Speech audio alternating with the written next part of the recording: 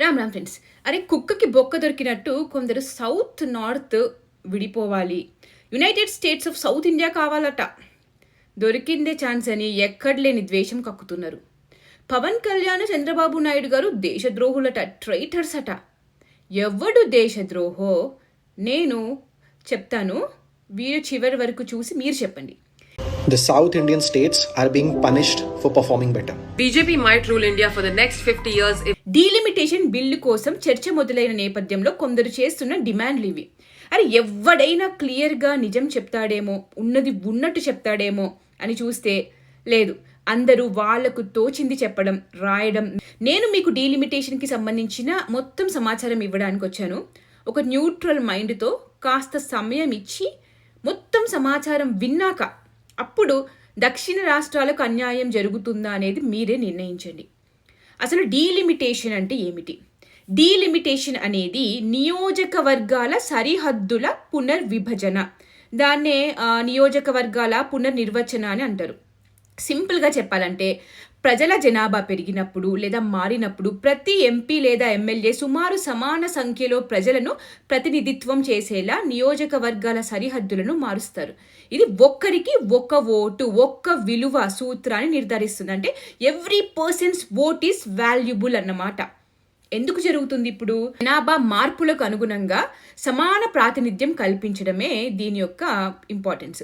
ఒక నియోజకవర్గంలో జనాభా ఎక్కువగా ఉంటే ఆ ప్రాంత ప్రజల ఓటు విలువ తగ్గకుండా చూడాలి కదా. సో రాజ్యాంగంలోని ఆర్టికల్ 82 మరియు ఆర్టికల్ 170 ప్రకారం ప్రతి సెన్సస్ తర్వాత ఈ డీలిమిటేషన్ ప్రక్రియ జరగాలి. డీలిమిటేషన్ ఎలా జరుగుతుంది అంటే డీలిమిటేషన్ కమిషన్ ఏర్పాటు చేస్తారు. ఇందులో సుప్రీంకోర్టు రిటైర్డ్ జడ్జ్ చైర్పర్సన్గా ఉంటాడు, ఎన్నికల కమిషనర్లు సభ్యులుగా ఉంటారు. వీళ్ళు అందరూ కలిసి, అంటే ఈ కమిటీ అంతా కూడా సెన్సస్ డేటా వచ్చిన తర్వాత ఆ సెన్సస్ డేటా ఆధారంగా రాష్ట్రాలకు ఎన్ని సీట్లు ఇవ్వాలి అనేది నిర్ధారిస్తుంది. ఈ కమిటీ నిర్ణయాలు చట్టబద్ధమైనవి కాబట్టి కోర్టులు కూడా వాటిని సవాలు చేయలేవు. భారతదేశంలో ఇప్పటి వరకు ఎన్నిసార్లు జరిగింది? ఇప్పటి వరకు 4 సార్లు జరిగింది. 1952 అంటే మనకి స్వాతంత్రం వచ్చిన తర్వాత 52లో జరిగింది. 51 జనాభా లెక్కల ఆధారంగా అప్పుడు లోక్సభ సీట్లు 494 ఉన్నాయి. తర్వాత 1963లో రెండవసారి జరిగింది. 1961 జనాభా లెక్కల ఆధారంగా అంటే 10 సంవత్సరాలకి 522కి పెంచారు. 10 ఏళ్లలోనే అంత పెరిగిపోయింది. Just 10 years of census data. 73లో 71 లెక్కల ప్రకారం 543కి పెంచారు. ఇంకా 76లో ఇందిరా ఖాన్ 2001 వరకు ఫ్రీజ్ చేశారు. ఎందుకంటే పాపులేషన్ కంట్రోల్ని ప్రోత్సహించడానికి దక్షిణ రాష్ట్రాల్లో కంట్రోల్ చేశారు. సో వాళ్ళకి ఇది పనిష్మెంట్ అవ్వద్దని. అదే మనమిద్దరం మనకిద్దరు అని హిందువులకే ఫ్యామిలీ ప్లానింగులు చేపించింది కదా మేడం. సో 2001లో వాజ్పేయి గారి ప్రభుత్వం మళ్ళీ 25 ఏళ్ల ఫ్రీజ్ పొగిడించారు. 2026లో ఇప్పుడు డీలిమిటేషన్ జరగాల్సి ఉంది. భారతదేశం చివరిసారి తన పార్లమెంట్ మ్యాప్ను గీసినప్పుడు దేశ జనాభా 55 కోట్లు, అది 1971లో. ఈరోజు భారతదేశం 140 కోట్లకి పైగా పౌరులను కలిగి ఉంది. అయినప్పటికీ లోక్సభలో ఇప్పటికీ 543 సీట్లు మాత్రమే ఉన్నాయి. దాని బలాన్ని విస్తరించడం ఇక ఐచ్ఛికం కాదు, అది ఒక ప్రజాస్వామ్య అవసరం. ఇప్పుడు ఒక ఉద్యోగి 10 మంది చేసే పని ఇస్తే పని అవుతుందో ఒక ఉద్యోగికి? లేదు. 10 మంది చేసే పని ఉన్నప్పుడు 10 ఉద్యోగాలు ఇవ్వాల్సిందే. ఇంట్లో 50 మందికి 5 మందికి పెట్టే అన్నాన్నే వండి పెడతామంటే కుదరదు కదా. సో ఇప్పుడు జనాభా లెక్కల ఆధారంగా డీలిమిటేషన్ చేయాలని నిర్ణయించడం కాదు. ఇప్పుడు గనక ప్రభుత్వం జోక్యం చేసుకొని చేయకపోతే, పార్లమెంట్ ఏమీ చేయకపోతే దక్షిణ రాష్ట్రాలకి తీవ్రమైన పరిణామాలు ఉంటాయి. కొత్త సెన్సస్ డేటా ప్రచురించబడిన తర్వాత ఆర్టికల్ 81, 82 మరియు 338 ట్రిగ్గర్ అయిపోతాయి. కమిటీ పాపులేషన్ ఆధారంగా చేసేస్తుంది. డీలిమిటేషన్ అమలైపోతుంది. అయిన వెంటనే ప్రస్తుతం 543 సీట్స్ 550 వరకు విస్తరించే రాజ్యాంగపరమైన అవకాశంతో రాష్ట్రాల మధ్య స్వచ్ఛమైన జనాభా ఆధారంగా పునర్విభజించాల్సి వస్తుంది. విభజిస్తారు. దక్షిణ రాష్ట్రాల పార్లమెంట్లో వాటా తీవ్రంగా తగ్గిపోతుంది. ఉత్తర రాష్ట్రాలు గణనీయంగా లాభపడతాయి. 2011 సెన్సస్ ఆధారంగా మాత్రమే డీలిమిటేషన్ చేసినా కూడా దక్షిణ రాష్ట్రాలు పూర్తిగా రక్షించబడవు సరికదా, పనిష్మెంట్ ఇచ్చినట్టు అవుతుంది. దక్షిణ రాష్ట్రాలు తక్కువ సీట్లు ఉంటాయి. సో ఏదైతే మ్యాజిక్ ఫిగర్ ప్రభుత్వం ఫామ్ చేయడానికి కావాలో దాంట్లో దక్షిణ రాష్ట్రాల భాగస్వామ్యం తక్కువగా ఉంటుంది. అప్పుడు కేవలం నార్త్లో వచ్చే ఎక్కువ సీట్ల వల్లనే ప్రభుత్వం ఫామ్ చేసేయచ్చు. కానీ ఇప్పుడు అధికారంలో ఉన్నది బీజేపీ ప్రభుత్వం కాబట్టి కాంగ్రెస్ లాగా ఇలాంటి ఎదవ పనులేమీ చేయకుండా అందరికీ సమాన న్యాయం, సమాన సీట్లు ఇవ్వాలని చెప్పి ఇంతకు ముందు నేను చెప్పిన ఈ ఆర్టికల్స్ అమలులోకి రాకముందే డీలిమిటేషన్ చేయాలని నిర్ణయించుకున్నారు. 131st అమెండ్మెంట్ బిల్ 2026ని అమలులోకి తేడానికి ఇప్పుడు ప్రయత్నం చేసేది. దీనితో పాటే 30% ఉమెన్ రిజర్వేషన్స్ కూడా ఇవ్వాలని కేంద్ర ప్రభుత్వం నిర్ణయించింది. నారీ శక్తి వందన్ అధినియంతో జత చేస్తే ప్రతి 10 మందికి 3 మహిళలకి సీట్లు ఇవ్వాల్సిందే. ప్లస్ SC/ST రిజర్వేషన్ సీట్లు కూడా ఉంటాయి దీంట్లోనే. ఉదాహరణ, కేరళలో 17 లక్షల మందికి ఒక ఎంపీ ఉన్నాడు. తెలంగాణలో 3.5 crores మందికి ఒక ఎంపీ ఉన్నాడు. సో ఇప్పుడు 2026లో డీలిమిటేషన్ జనాభా ఆధారంగా జరిగితే కేరళ సీట్లు 12కు పడిపోతాయి. ఆ సీట్లలో 4 మహిళలకు రిజర్వ్ చేయబడతాయి. వాటిలో 8 సాధారణ సీట్లు మాత్రమే మిగులుతాయి. ఈరోజు కేరళలో 19 మగ ఎంపీలు ఉన్నారు. ఈ సందర్భంగా వారిలో 11 మందికి పోటీ పడే నియోజకవర్గం ఉండదు. So they will not have power or to even ఎన్నికల్లో నించోలేరు. ప్రభుత్వం నిరోధించాలని చూస్తున్నది ఇదే. జనాభా ఆధారంగా చేస్తే దక్షిణ రాష్ట్రాలు నష్టపోతాయి. అలా ఆ ఆర్టికల్స్ యాక్టివేట్ అవ్వకుండా ముందే ప్రభుత్వమే ప్రోరేటా బేస్డ్, అంటే ఇప్పుడు ప్రతి రాష్ట్రానికి ఉన్న సీట్లను 50% పెంచుతుంది. సో 543 నుండి 816 సీట్లకు పెంచుతుంది. రిమైనింగ్ యూనియన్ టెరిటరీస్ ఎలాగూ ఉన్నాయి. ఇలా చేయడం వల్ల రాష్ట్రాల ప్రాతినిధ్యాన్ని 50% పెరుగుదల ఫార్ములా ప్రకారం సమానంగా పెంచుతుంది. అదే సమయంలో రాష్ట్రాల మధ్య సమతుల్యత రక్షించబడుతుంది. కర్ణాటకలో 28 నుంచి 42 సీట్లకు పెరుగుతుంది. 543లో కర్ణాటక సీట్స్ పర్సెంటేజ్ 5.15 ఉంటే ఇప్పుడు డీలిమిటేషన్ తర్వాత కూడా 42 సీట్లకి పెరిగినాక 5.15% ఉంది. తమిళనాడు 39 నుంచి 59కి, కేరళ 20 నుంచి 30కి పెరుగుతున్నాయి, తగ్గట్లే 10కి.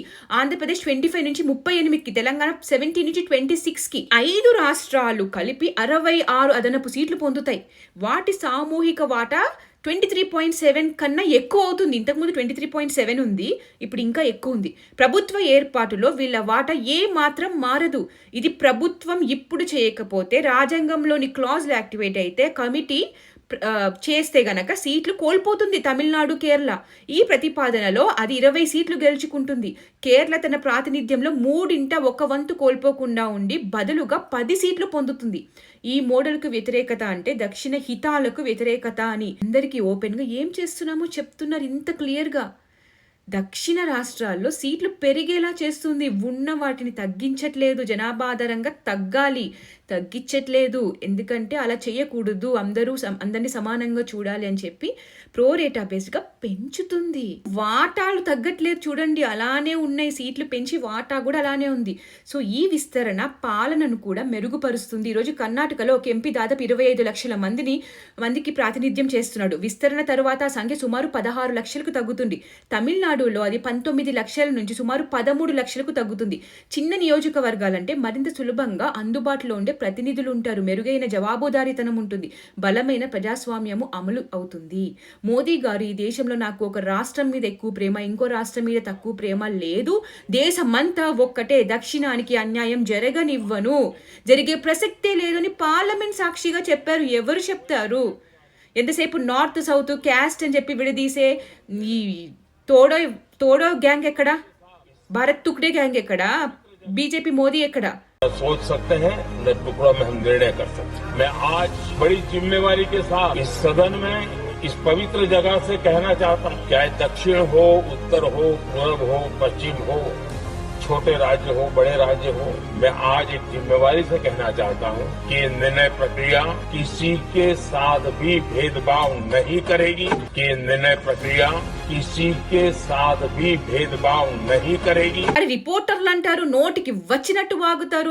సదర్న్ స్టేట్స్ లో 24% నుంచి 20% కి డ్రాప్ అవుతుంది. దీన్ని చూసి రేవంత్ రెడ్డి గారు డైరెక్ట్ గా మోడీకి ఓపెన్ లెటర్ రాసి ఒక నాలుగు మభ్య పెడతారు, హాఫ్ బేక్ న్యూస్ చెప్తారు. ఉన్నది ఉన్నట్టు చెప్పి లెట్ పబ్లిక్ డిసైడ్ కదా. చంద్రబాబు నాయుడు గారు, పవన్ కళ్యాణ్ గారు దేశద్రోహులా? ఎందుకు దేశద్రోహులు అయ్యారు? ఇప్పుడు చెప్పండి. మహిళలకు రిజర్వేషన్ ఇవ్వండి గోల చేసిన వాళ్ళు ఈ రోజున మోదీ గారు ఇస్తుంటే, అది ఇవ్వడానికి డీలిమిటేషన్ కంపల్సరీ చేయాల్సిందే అంటుంటే ఇప్పుడు గోల్ చేస్తున్నారు. అరే డీలిమిటేషన్ ఎందుకు చేయాలి, డీలిమిటేషన్ లేకుండా 30% రిజర్వేషన్ ఎందుకు అమలు చేయలేము, అది అవ్వదు. 2023లో పాస్ అయిన మహిళల రిజర్వేషన్ బిల్లు 106వ సవరణ చేశారు రాజ్యాంగంలో. దీంట్లో ఏం చెప్తుందంటే సెన్సస్ డీలిమిటేషన్ పూర్తయిన తరువాతనే అమలు చేయాలి. ఎందుకు చేయాలి?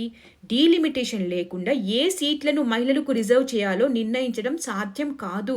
ఎందుకంటే రిజర్వ్డ్ సీట్లు రొటేషన్ ద్వారానే ఉండాలి. ఎస్టీ మహిళలను కూడా దీంట్లో జత చేయాలి. దీనికి కొత్త సరిహద్దులు గీయడం చాలా అవసరం. అంటే న్యూ కాన్స్టిట్యుయెన్సీస్ క్రియేట్ చేయడం. ప్రస్తుతం 543 సీట్లలో 33% ఇవ్వడం ఈజీ కాదు కూడా.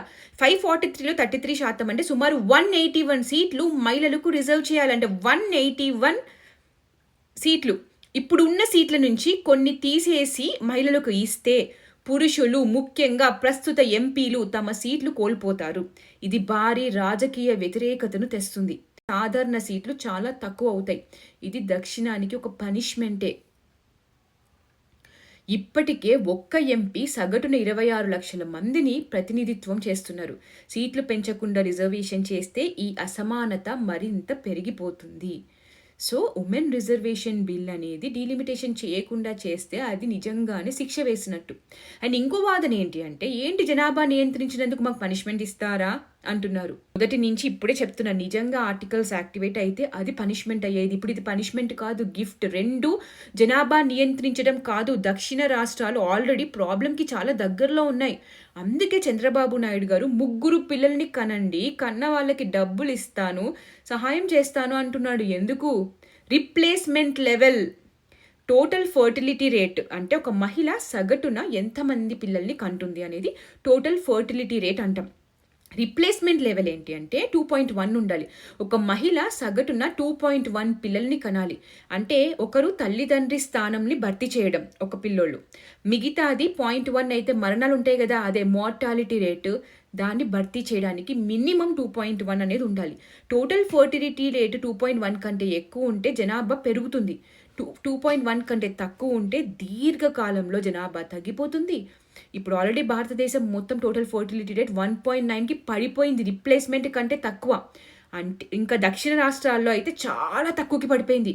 సో రిప్లేస్మెంట్ కంటే బాగా తక్కువలో ఉన్నప్పుడు బర్త్ రేట్ తగ్గితే వృద్ధుల సంఖ్య పెరిగిపోతుంది, యువత తగ్గిపోతుంది, పని చేసే వాళ్ళు ఉండరు, ఆర్థిక సంక్షోభం వస్తుంది, కార్మికులు తక్కువైపోతారు, ఆర్థిక వృద్ధి నెమ్మదిస్తుంది, పెన్షన్, హెల్త్ కేర్ భారం పెరుగుతుంది. అంటే మొత్తం వృద్ధుల సంఖ్య పెరిగిపోయి యూత్ లేకపోతే ఏమవుతుంది?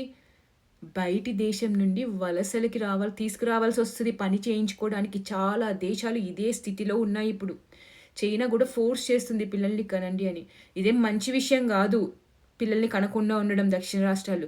ఇక్కడనైనా దక్షిణ రాష్ట్రాల ప్రజలు చైల్డ్ ఫ్రీ, పిల్లలొద్దు, ఒకరు ముద్దు అనుకోకుండా కనీసం 2, 3 కనాలి.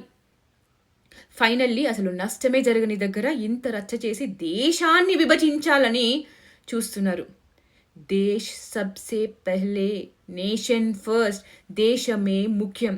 ఛాన్స్ దొరకగానే నార్త్ సౌత్ డివైడ్ చేయాలి. ఇలాంటి వాళ్ళు ఎందరు వచ్చినా నాలాంటి వాళ్ళు వచ్చి సమాధానం చెప్తారు. నా దేశాన్ని ముక్కలు చేసింది చాలు, మరొక్కసారి చేయాలన్న ఆలోచన వస్తే మాత్రం ఊరుకునేది లేదు. ప్రశ్నించండి, తప్పు లేదు, ఏం కావాలో అడగండి. దేశాన్ని ముక్కలు చేసే ఆలోచన ఏంటి? ఇలాంటి వాళ్ళని మాత్రం ప్రతి ఒక్కళ్ళు ప్రశ్నించాలి, క్వశ్చన్ చేయాలి. మీకు ఏమైనా కావాలంటే అడగండి. ముక్కలైపోవాలి అనే మాట ఎందుకు వస్తుంది అని అలాంటి వాళ్ళ వాయిస్కి ప్రతిగా మనలాంటి వాళ్ళ వాయిస్ రావాలి.